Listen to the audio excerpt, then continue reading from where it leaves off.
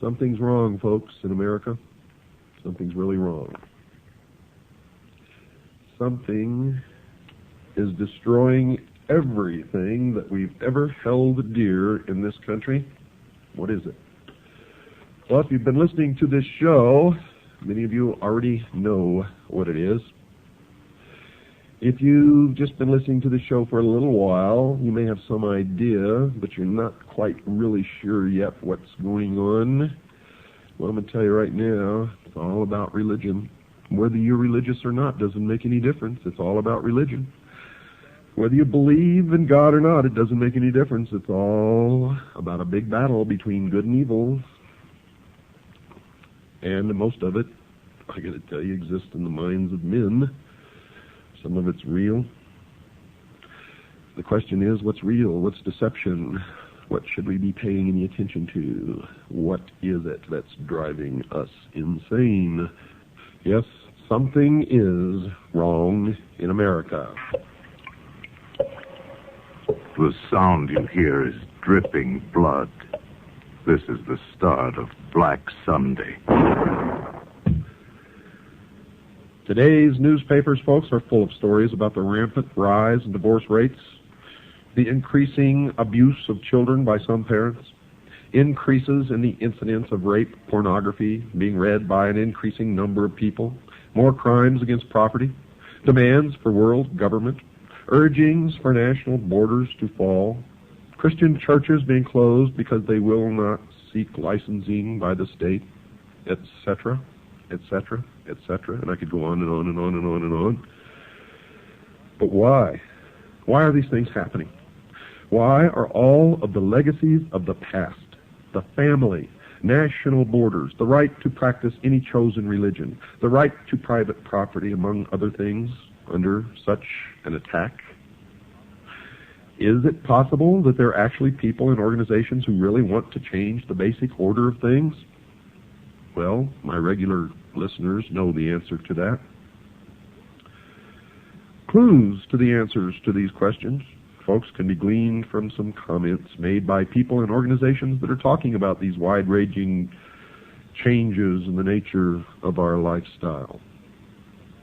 An Associated Press dispatch on July the 26th, 1968, reported this, quote, New York Governor Nelson A. Rockefeller says, as president, he would work toward international creation of a new world order, unquote. And you thought George Bush coined that phrase? Surprise, surprise. On January the 30th, 1976, a new document called the Declaration of Interdependence was introduced to the American people, and it was signed by 124 traitors, 32 senators, and 92 representatives, altogether 124 traitors in Washington, D.C., and it read in part, quote, 2 centuries ago, our forefathers brought forth a new nation. Now we must join with others to bring forth a new world order, unquote. And you thought George Bush coined that phrase. Surprise, surprise. Another individual who has commented is Henry Kissinger, probably the greatest traitor this nation has ever known, former Secretary of State. According to the Seattle Post-Intelligence of April 18, 1975, Mr. Kissinger said, quote, Our nation is uniquely endowed to play a creative and decisive role in the new order which is taking form around us, unquote. George Bush gave the commencement address at Texas A&M University on May 12, 1989. And he used similar words as well. His speech was on the subject of Soviet-American relations, and he was quoted as saying in part, quote, Ultimately, our objective is to welcome the Soviet Union back into the world order. Perhaps the world order of the future will truly be a family of nations, unquote.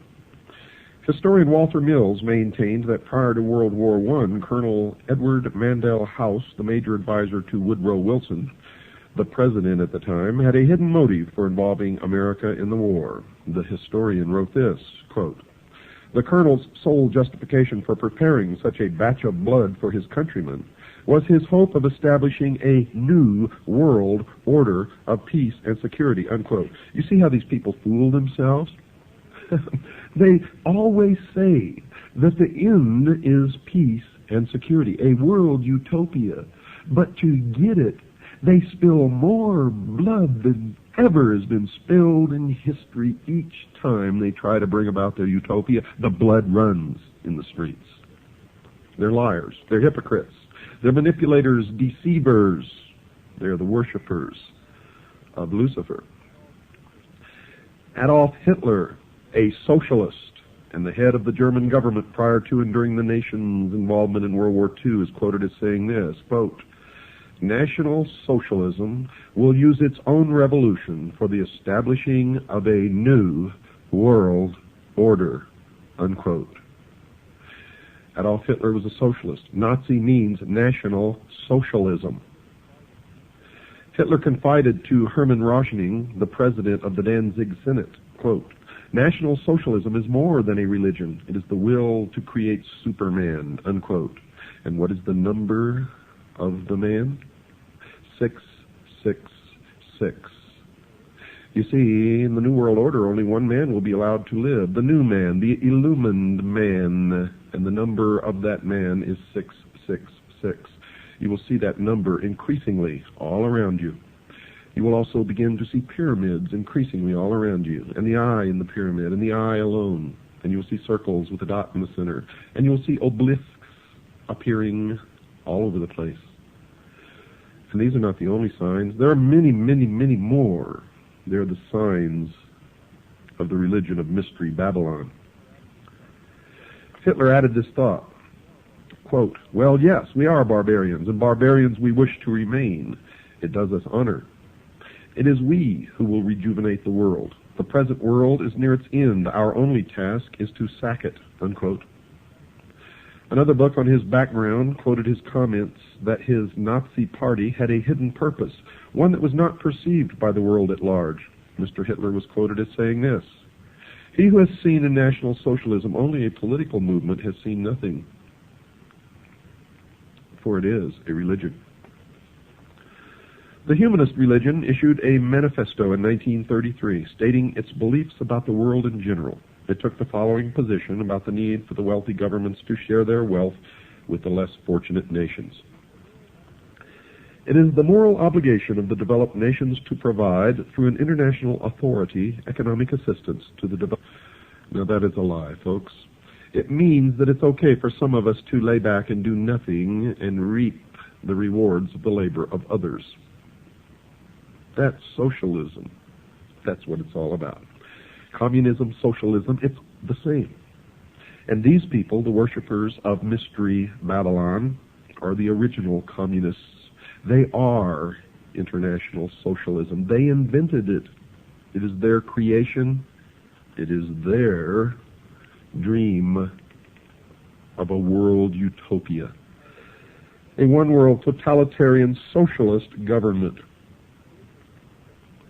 The April 1974 issue of Foreign Affairs, the quarterly periodical issued by the Council on Foreign Relations in New York, had an article in it by Richard N. Gardner, the former Deputy Assistant Secretary of State for International Organizations in the Lyndon Johnson and John Kennedy administrations, and he stated this, quote, "We are likely to do better by building our house of world order from bottom up rather than from the top down.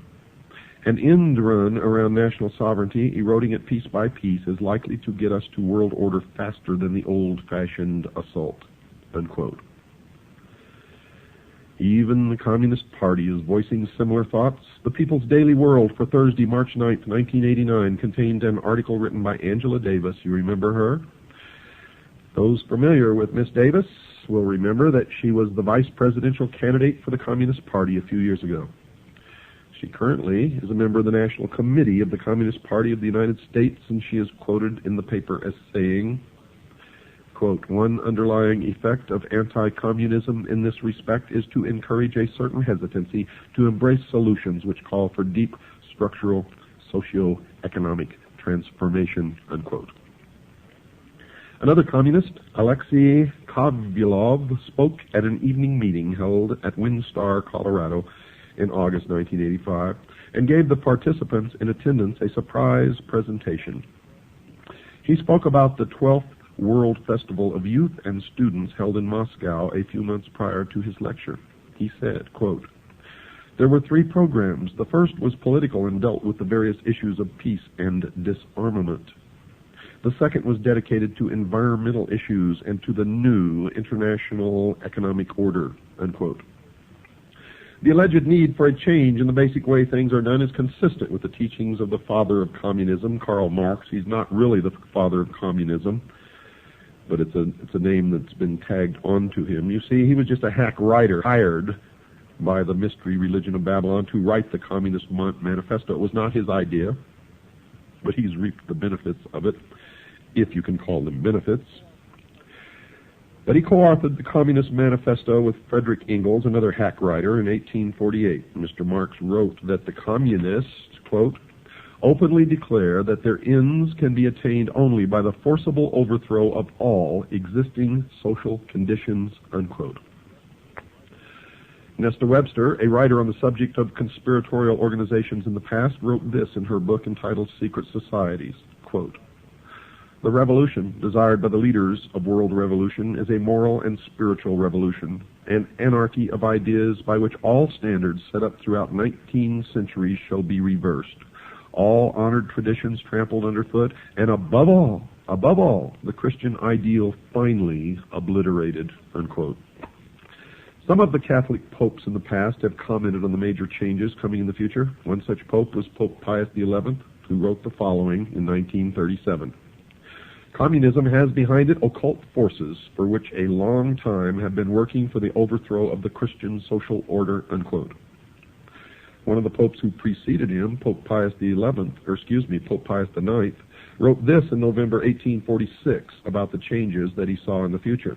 Quote, "That infamous doctrine of so-called communism is absolutely contrary to the natural law itself, and if once adopted, would utterly destroy the rights, property, and possessions of all men, and even society itself," unquote.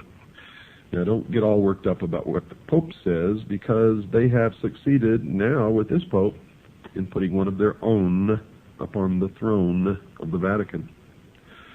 It had long been their dream, and now it is true.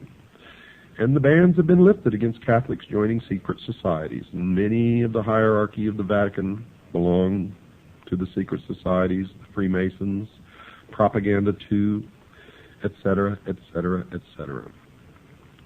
You will find an obelisk, the symbol of the phallus, the penis of Osiris, in the Vatican courtyard. If you don't believe me, go look. Another individual who wrote about the future was Dr. Jose Arguelles of an organization known as the Planet Art Network. Dr. Arguelles wrote, quote, "Also implicit in all these events is a call for another way of life, another way of doing things, a redistribution of global wealth. In short, a new world order," unquote. Now, just what the future society was that these people are talking about was described in a brief manner by Marilyn Ferguson in her book entitled The Aquarian Conspiracy, and she wrote this, quote, "The new world is the old, transformed," unquote. Another clue about what is in store for the future world was offered by Dr. James H. Billington, who received his doctorate as a Rhodes Scholar. Where have you heard that before? You have a Rhodes Scholar sitting in the Oval Office right now. Received his doctorate as a Rhodes Scholar at Oxford University and has taught at Harvard and Princeton universities. He wrote this in his book entitled Fire in the Minds of Men. Quote, "This book seeks to trace the origins of a faith, perhaps the faith of our time. What is new is the belief that a perfect secular order will emerge from the forcible overthrow of traditional authority," unquote. You hear that? They believe a perfect secular order will emerge. Nothing perfect will ever emerge from the minds of imperfect men, and no men will ever be ruled by other imperfect men in any kind of a perfect utopian order, secular or otherwise. That is why we must be eternally vigilant. Eternally vigilant. That these future changes would involve force and slavery was confirmed by B.F. Skinner, chairman of the psychology department at Harvard University. In his book entitled Beyond Freedom and Dignity, Dr. Skinner has been called the most influential of living American psychologists by Time magazine. So the world should listen to the professor when he speaks. The magazine told the reader what the message of Professor Skinner's book was. Quote, "We can no longer afford freedom, and so it must be replaced with control over man, his conduct, and his culture," unquote. Not long ago in the Los Angeles Times, there was an article called 10 Forecasts for the Coming Decade. One of these was chemical or electronic implants to control individual behavior on a 24-hour basis. Another student of these changes is Alvin Toffler, who wrote this in his book entitled The Third Wave. And you should read everything that he's written, by the way, because what he's writing is what is coming. Quote, "A new civilization is emerging in our lives. This new civilization brings with it new family styles, changed ways of working, loving, and living, a new economy, new political conflicts, and beyond all this, an altered consciousness as well. The dawn of this new civilization is the single most explosive fact of our lifetimes," unquote. Another scientist involved in commenting upon the future changes was Dr. Carl Sagan, and he's observed this, quote, "It's clear that sometime, relatively soon in terms of the lifetime of the human species, people will identify with the entire planet and the species," unquote. Now the reason, folks, why these changes are necessary was explained by Manly P. Hall, perhaps the world's leading authority on esoteric words and language. He was a 33rd degree Freemason. He wrote in his book entitled Lectures on Ancient Philosophy, quote, "The time has not yet arrived when the average man is strong enough or wise enough to rule himself," unquote. And he explained who he considered worthy enough to rule those on the world considered by the experts to be incapable of governing themselves. He wrote this, quote, "Never will peace reign upon the earth until we are ruled by the fit." And who is the fit? Why, them, of course. The illumined, the priest of the mystery religion of Babylon. Mr. Hall even indicated that these changes would occur soon. He wrote this comment in his book previously cited, quote, 100 years ago, meaning in 1884, folks, it was predicted that within a few centuries men would revert to the gods of Plato and Aristotle. We may all look forward with eager anticipation to that nobler day when the gods of philosophy once more shall rule the world, unquote. Aldous Huxley, in his book called Brave New World Revisited, quotes a character called the Grand Inquisitor in one of Fyodor Mikhailovich Dostoevsky's parables as saying this, quote, "In the end, they, the people, will lay their freedom at our, the controller's feet, and say to us, 'Make us your slaves, but feed us,'" unquote. The Tucson Citizen newspaper of November the 3rd, 1988, printed a photograph of a group of people involved in a march for literacy, and it clearly demonstrated that at least some people in America are now asking their government to make them their slaves. The picture showed a demonstrator carrying a picket sign that read, quote, "Uncle Sam, we want you to support us," unquote. Mr. Huxley gave us a date when we could expect these changes to occur. He wrote the following in his book written in 1958, quote, "The 21st century will be the era of world controllers," unquote. And then he told us why these controllers would not fail, quote, "The older dictators fell because they could never supply their subjects with enough bread, enough circuses, enough miracles and mysteries. Under a scientific dictatorship, education will really work, with the result that most men and women will grow up to love their servitude and will never dream of revolution. There seems to be no good reason why a thoroughly scientific dictatorship should ever be overthrown," unquote. Someone who might have given the world the date for the commencement of these predicted changes was Zbigniew Brzezinski, a Marxist, President Jimmy Carter's national security advisor during his 4-year administration. And he wrote the following in his book entitled Between Two Ages, by the way. You should read every book that he's ever written. You will be angered. Quote, Either 1976 or 1989, the 200th anniversary of the Constitution, could serve as a suitable target date for culminating a national dialogue on the relevance of existing arrangements, the workings of the representative process, and the desirability of imitating the various European regionalization reforms and of streamlining the administrative structure, unquote. And it did begin exactly when he said it would. So the people of the world can now determine what those changes are that those in the positions of implementing changes have in store for them. In summary, folks, these changes are: the old world is coming to an end. It will be replaced with a new way of doing things. The new world will be called the New World Order. This new structuring will redistribute property from the have nations and will give it to the have-not nations. The New World Order will include changes in the family, the workplace, religion. The United States will play a major role in bringing it to the world. World wars have been fought to further its aims. Adolf Hitler, the Nazi socialist, supported the goal of the planners.